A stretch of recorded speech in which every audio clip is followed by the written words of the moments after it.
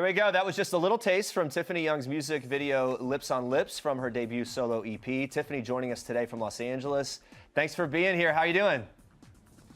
Hi, good morning. Thank you for having me. Good morning. Hello. So let's start with this. Congratulations. You just won Best Solo Breakout at the iHeartRadio Music Awards. So how'd you celebrate the win?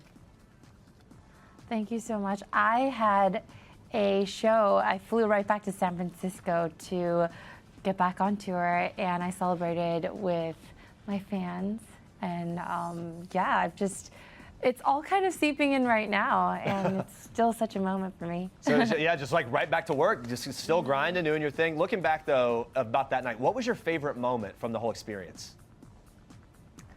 I think being nominated itself was, I mean, I felt like a winner being nominated, but being the first Asian American female to get the iHeartRadio Award is something I'm never going to forget. And I think that was my favorite part, that I hope that it inspires and empowers more women to break out and tell their solo stories. Yeah, absolutely. It's very inspirational. We also want to talk about your outfit. You have incredible style. So what's the most important thing to you when you're planning a red carpet look?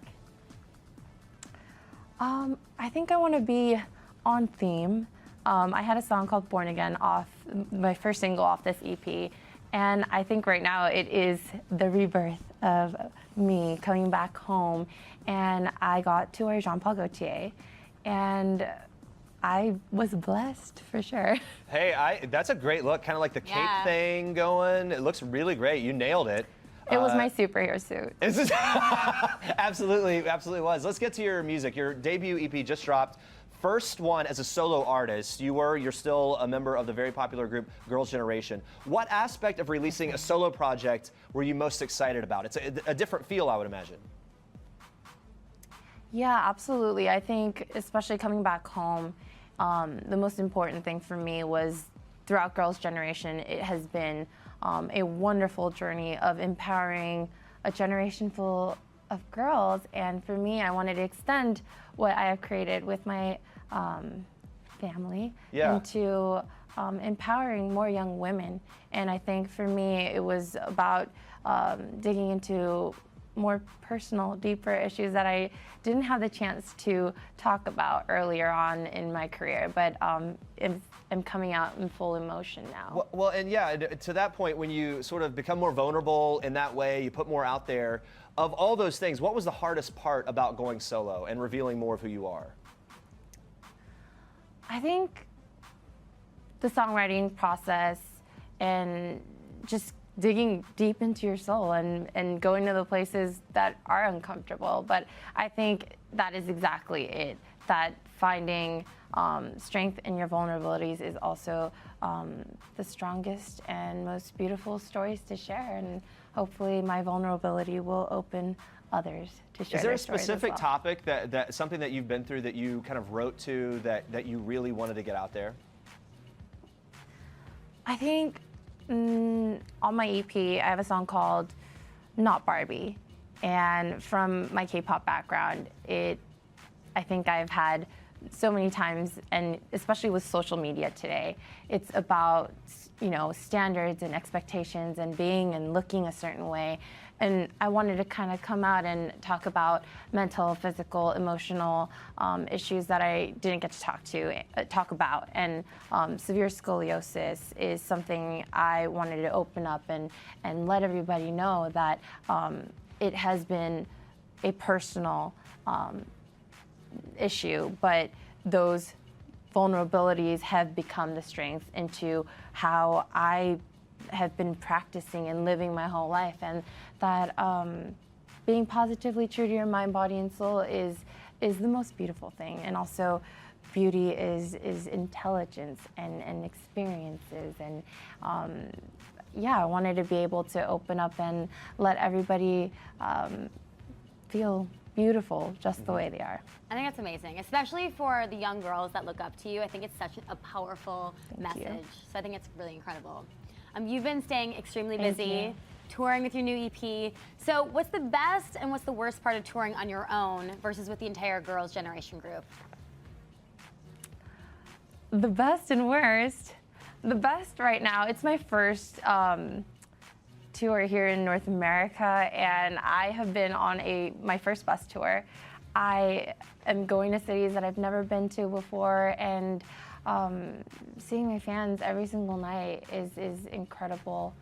But the worst thing is I think I'm so used to having so many of my bandmates around, and it's a little bit quiet. Yeah, I can imagine going from so What it many was people before. around. Yeah. Yeah. What have how have the other bandmates of yours from Girls' Generation responded to your going solo, and have any of them showed up to one of the shows? Yeah, my bandmates.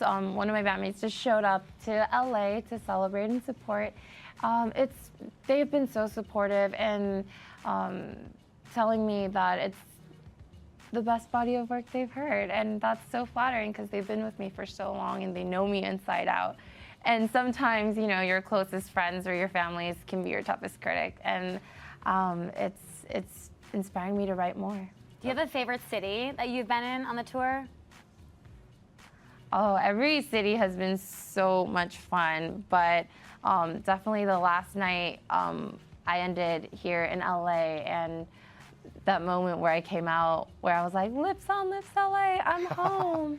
That was definitely a moment I'm going to remember for a while, especially playing at the Troubadour. Yeah, great venue. I love the idea, back to like you touring around on a bus. What do you do to pass the time on a bus? Yeah. I mean, you've got like, okay, we're going to be on the bus for 8 hours. What in the world are you doing? I'm sure you're sleeping. What else? I've been getting a lot of sleep. Like lots and lots of sleep. I have been lots and lots of sleep. We've been getting off on stops and taking lots of photos.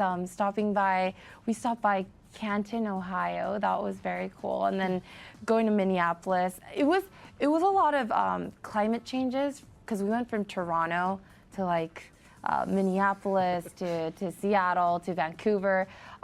But it's so nice to be back home. Let's talk about this. K-pop having this major moment in the U.S. and across the world, really. How does it feel to see that and know that you're part of a group that really kind of started it all and had a pioneering role in all this? Thank you so much.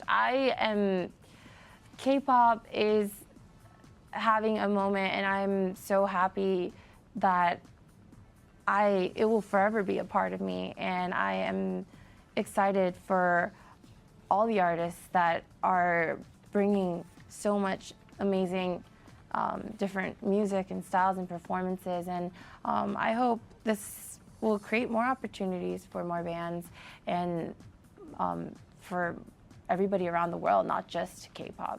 Right. I'm going back to Lips on Lips. It's a very sultry song. So finding fame at such a young age must make dating hard. You weren't even allowed to date until you were 20. So we want to know, when you turned 20, did you find yourself wanting to date a lot, or is it kind of weird getting into it? I definitely wanted to go straight into dating. Our schedule was very demanding, but I was ambitious. So you went on a lot of dates right away? I tried, but most of the time it was a fail because I realized during that time of not being allowed to date, let you really prioritize things. And for me at the time, getting my work done was the most important thing. Yeah. Have any of your friends tried to set you up? No, we were all busy trying to take over the world. Yeah, I imagine it'd be really difficult. Other things to do. Yeah, that's true. Or you meet someone and then you're traveling, so you're like, all right, see you never. It's over immediately. Yeah, we were traveling most of the time. All right, let's talk about this. We want to help maybe any potential suitors out there in the future. We want to help them have a little success. Okay. We're going to have you swipe right or left on some pickup lines. Let's see what impresses you. You want to start, Andrea? All right, this is the first pickup line. Okay. There's something wrong with my cell phone. It doesn't have your number in it. Oh. Is that a swipe right or left? Left is no, right? Yeah. Correct. No. I feel like that might be a common answer here. Next one. Here's the pickup line. If you were a library book, I would check you out. Swiping right or left? No. So far, it's really sad, whatever Let's these try guys this are. one. Are you a cat? Because I'm feline, a connection between us. I will swipe right. That could be cute. Yeah. Really? To me, that was the worst one, guys. How am I so far off on this? Because I Yeah, but I don't think At any least of these there's are a actually. little bit of a sweet playfulness about that one. Okay. Yeah. all right, The fine. other one was a little. Just. Okay, so what's the next one? Desperately. Next one. Here we go. Your lips look so lonely. Would they like to meet mine? By the way, points for the lips thing and connecting it to your song. Maybe there's something there. All right, last one. If you were a triangle, you'd be a cute one. Wow, you really liked that, Jeremy. Oh God. I don't even know how to react to that one. Have I people- mean, brownie points for trying. Yeah. Has this ever happened to you? I mean, is this a common thing, the pickup line, and has it ever worked? I have never heard these pickup lines, and I don't think they would work on me. Yeah. Hopefully you never I will. think the lesson is, I mean, just be yourself. Don't come up with a corny one, unless it's the feline one, because she actually really likes that one. Tiffany, thank you so much. Brownie points. Guys, Thank you make so sure much to for check out having her me. debut solo EP, Lips on Lips. It is out now. All right, guys. We're taking one.